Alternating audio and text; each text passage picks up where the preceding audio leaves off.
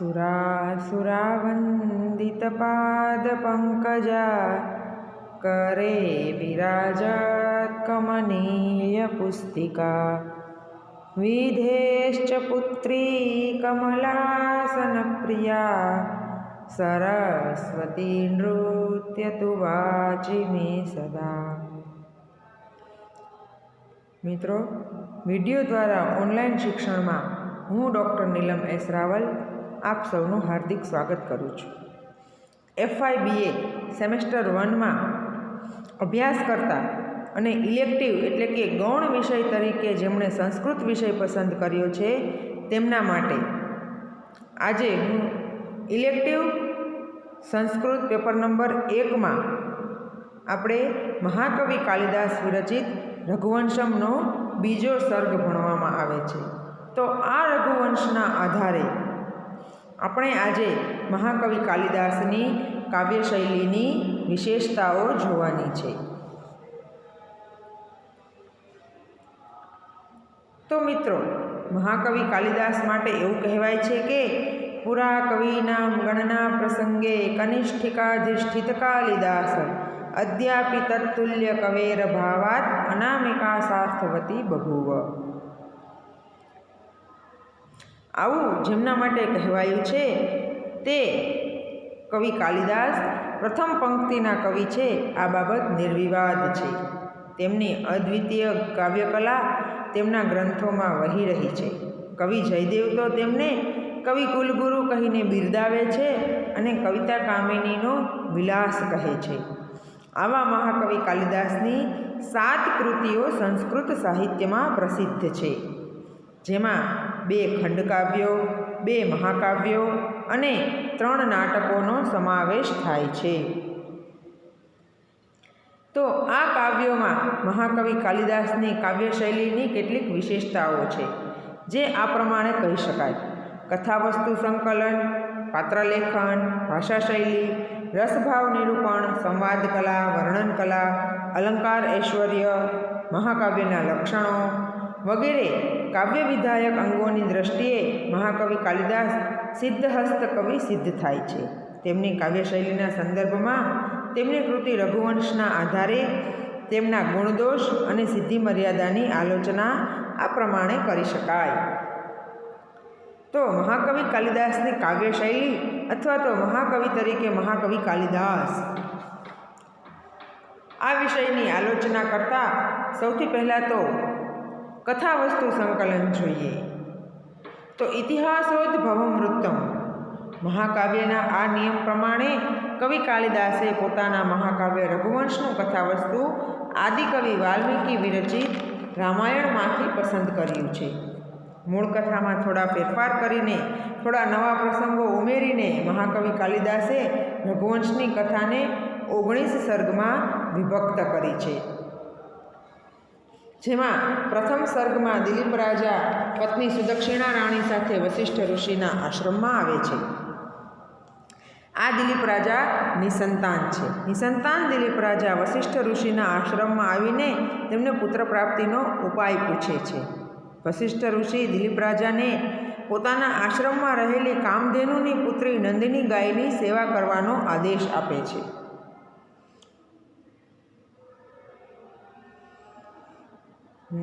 વશિષ્ઠ ઋષિના આદેશ પ્રમાણે બીજા સર્ગમાં દિલીપ રાજા દ્વારા કરવામાં આવેલી નંદિની ગાયનું સેવાનું ઉત્કૃષ્ટ વર્ણન છે. સેવાના ફલ સ્વરૂપે ત્રીજા સર્ગમાં દિલીપ રાજાના ઘરે રઘુના જન્મ સાથે પુત્ર જન્મના ઉત્સવની વાત છે અને રઘુના રાજ્યાભિષેકની કથા આવે છે. ચોથા સર્ગમાં રઘુના દિગ્વિજય પ્રસ્થાન અને દિગ્વિજયની કથા આવે છે તથા રઘુ રાજા દ્વારા કરવામાં આવેલા વિશ્વજીત યજ્ઞનું વર્ણન આવે છે. પાંચમા સર્ગમાં રઘુ કૌત્સ પ્રસંગ આવે છે અને કૌત્સના આશીર્વાદથી રઘુના ઘરે અજ નામના પુત્રનો જન્મ થાય છે. યુવાન અજને ઇન્દુમતી સ્વયંવરમાં જવાનું આમંત્રણ પ્રાપ્ત થાય છે. છઠ્ઠા સર્ગમાં ઇન્દુમતી સ્વયંવરનું પ્રસિદ્ધ અને મનોરમ વર્ણન આવે છે. સાતમા સર્ગમાં અજ ઇન્દુમતીના વિવાહ બાદ અયોધ્યામાં તેમના સ્વાગતનું વર્ણન છે અને ત્યારબાદ રઘુરાજા વાનપ્રસ્થ સ્વીકારે છે. સમય પસાર થતાં 8મા સર્ગમાં અજ અને ઇન્દુમતીને દશરથ નામે પુત્રરત્નની પ્રાપ્તિ થાય છે. ઇન્દુમતીનું અવસાન થાય છે તથા પોતાની પ્રિય પત્ની પાછળ અજે કરેલો કરુણ રસ પ્રધાન અજ વિલાપ સંસ્કૃત સાહિત્યમાં પ્રસિદ્ધ છે. 9મા સર્ગમાં દશરથ પોતાના પૂર્વજોની માફક રાજ્ય કરે છે.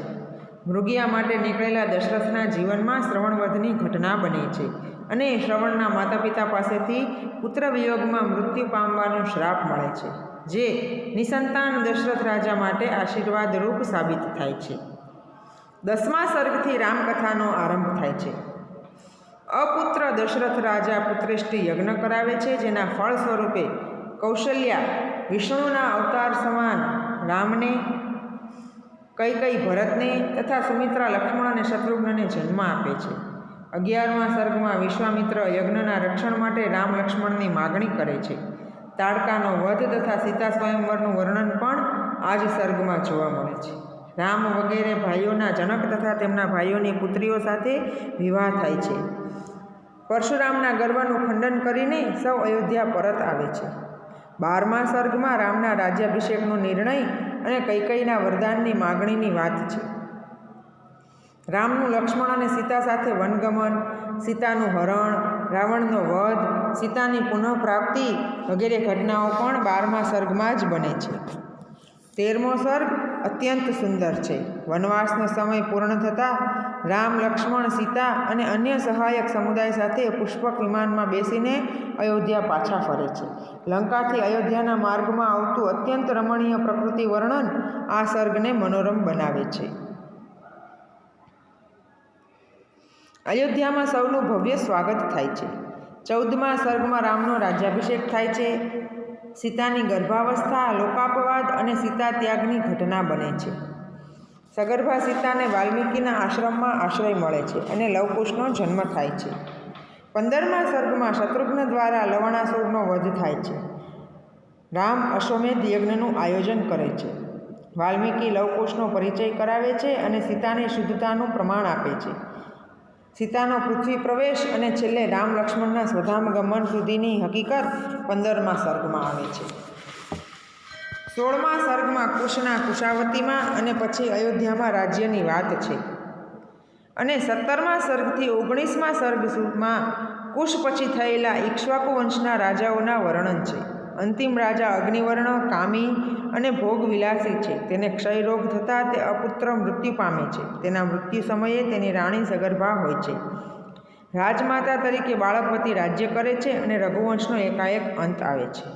મૂળ કથામાં કેટલાક ફેરફાર અને કેટલાક નવસર્જનો કરીને કવિ કાલિદાસે આ કૃતિને રમણીય બનાવી છે, જે તેમની મૌલિક પ્રતિભાનો ખ્યાલ આપે છે. મહાકવિ કાલિદાસની કાવ્યશૈલીની બીજી વિશેષતા છે પાત્રાલેખન. રઘુવંશમાં મહાકવિ કાલિદાસે વિવિધ રાજાઓ, રાણીઓ, રાજકુમારો, રાજકન્યાઓ, ઋષિમુનિઓ, અસુરો વગેરેનો તો પાત્ર તરીકે સમાવ્યા છે, પણ તે સાથે જ નંદીની ગાય, સિંહ, હાથી વગેરેને પણ પાત્ર બનાવ્યા છે. દરેક પાત્ર પોતાનું આગવું વૈશિષ્ટ્ય ધરાવે છે. દિલીપથી કુશ સુધીના સૌ રાજાઓ પ્રતિભાશાળી, પ્રભાવકર, સંસ્કારી અને આદેશાત્મક વ્યક્તિત્વ ધરાવે છે, તો અગ્નિવર્ણ જેવા ભોગી અને કામી રાજાનું પાત્ર પણ કવિએ સુચારુ રીતે નિરૂપ્યું છે. સુદક્ષિણા, ઇન્દુમતી, કૌશલ્યા, કૈકેયી, સુમિત્રા, સીતા, ઉર્મિલા વગેરે સ્ત્રી પાત્રો પણ ધર્મિષ્ઠ અને સંસ્કારી ગૃહિણીના આદર્શ પૂરા પાડે છે. આમ એકંદરે મહાકવિ કાલિદાસની પાત્રાલેખનની કળા સુચારુ છે. મહાકવિ કાલિદાસની કાવ્યશૈલીની ત્રીજી વિશેષતા છે ભાષાશૈલી. કાલિદાસની ભાષા સરળ, સહજ અને લાલિત્યપૂર્ણ છે. મિત્રો, કાલિદાસને વૈદર્ભી શૈલીના સ્વામી કહેવામાં આવે છે. એવું કહેવાય છે કે વૈદર્ભી કવિતા સ્વયં વૃત્તવતી શ્રી કાલિદાસમ વરમ, અર્થાત વૈદર્ભી કવિતા જે છે એ કાલિદાસને સ્વયંવરમાં મળેલી છે. પોતે જ કાલિદાસને પસંદ કર્યા છે. વૈદર્ભી શૈલીવાળા કાવ્યોમાં લાંબા સમાસ અને કઠોર તથા ક્લિષ્ટ શબ્દો હોતા નથી. પ્રસાદ ગુણને કાવ્ય રચના મનોહર લાગે છે. કાલિદાસ વ્યંજનાના કવિ છે. તેમના કાવ્યમાં ધ્વનિ નિરૂપણ વ્યાપક પ્રમાણમાં મળી રહે છે. કાલિદાસની કાવ્ય શૈલીની આગળની વિશેષતા છે રસભાવ નિરૂપણ. રસ નિરૂપણની બાબતમાં કવિ કાલિદાસ સમર્થ કલાકાર છે. પ્રત્યેક પ્રસંગને રસાર્દ્ર કરી દેતા કવિની રચનામાં કાંઈ પણ રસ વગરનું લાગતું નથી. આ રઘુવંશ કાવ્યનો મુખ્ય રસ વીર છે.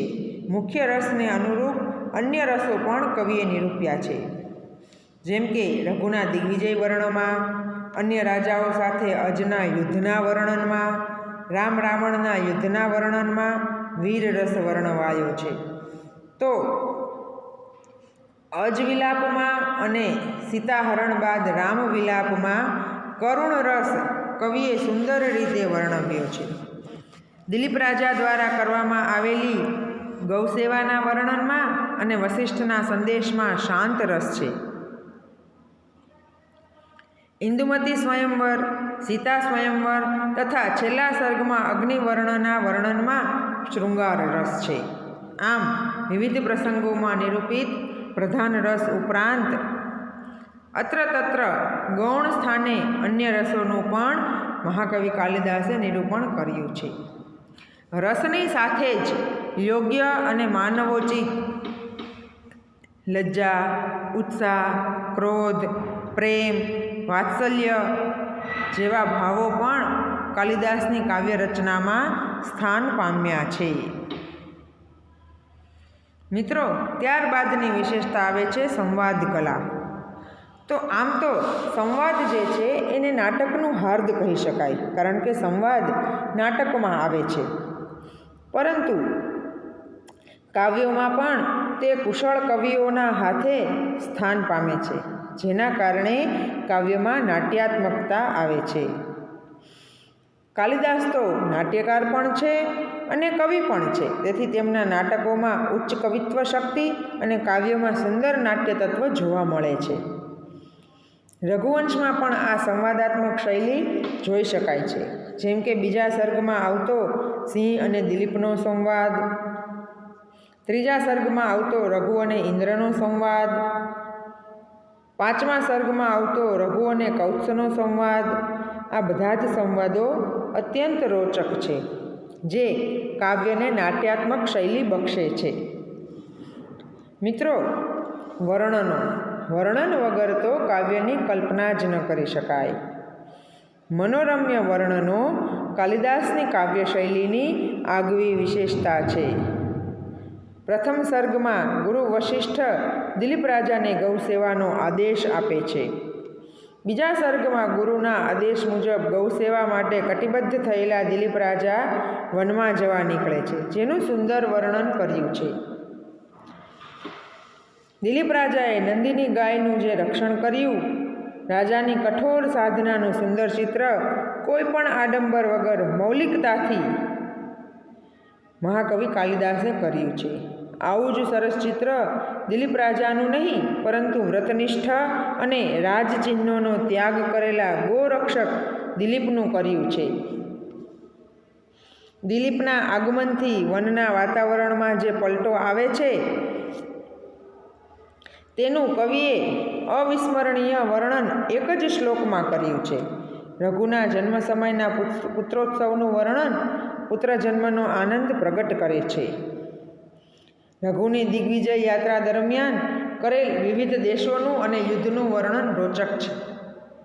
મહાકવિ કાલિદાસના વર્ણનોમાં માત્ર પાત્રોનું, પ્રસંગોનું, ઉત્સવોનું જ વર્ણન હોય એવું નથી. મહાકવિ કાલિદાસ પ્રકૃતિ વર્ણનમાં પણ સિદ્ધહસ્ત છે.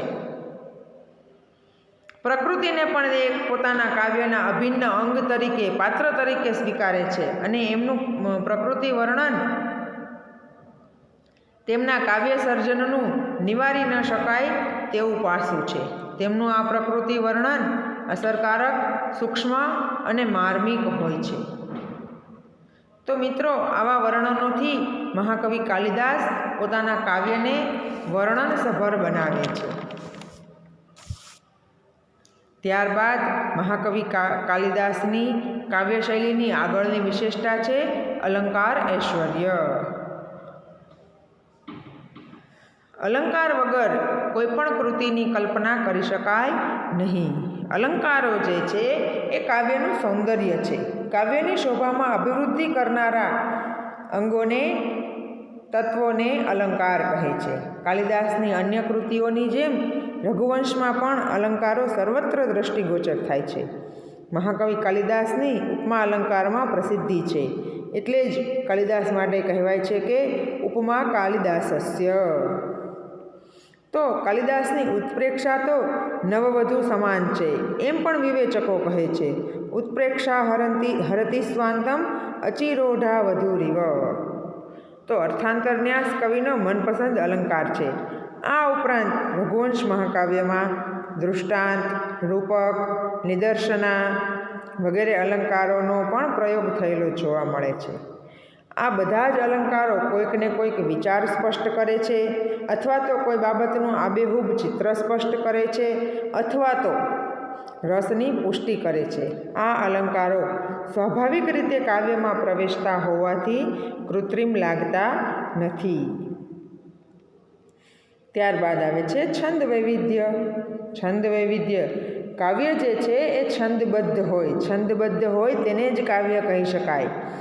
ભિન્ન ભિન્ન રસને અનુરૂપ થવા કવિ કાલિદાસે તે પ્રમાણે છંદ વૈવિધ્ય પૂરું પાડ્યું છે.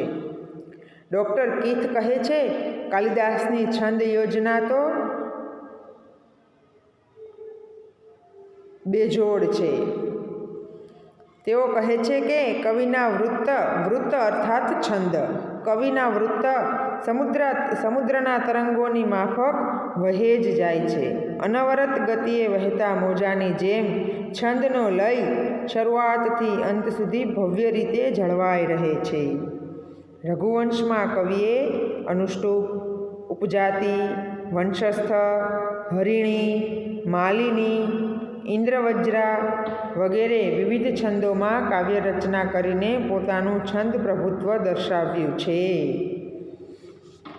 મિત્રો, મહાકવિ કાલિદાસે રઘુવંશમમાં એવા સૂક્તિ વચનો આપ્યા છે જે ડહાપણના નિચોડ સમાન છે. આવી અનેક સૂક્તિઓ જે જનમાનસના હૃદયપટલ પર રમતી રહે છે. જેમ કે શ્રુતેરિવાર્થમ સ્મૃતિરન્વ ગચ્છત. જ્યારે સુદક્ષિણા રાણી દિલીપ રાજાની સાથે ગાયની સેવા કરવા માટે નીકળે છે, ત્યારે આવી સુંદર ઉપમા પ્રયોજીને, આવી સુંદર સૂક્તિ આપીને કહે છે કે સુદક્ષિણા રાણી દિલીપ રાજાને એવી રીતે અનુસરે છે જેવી રીતે સ્મૃતિઓ શ્રુતિ અર્થાત વેદોને અનુસરે છે.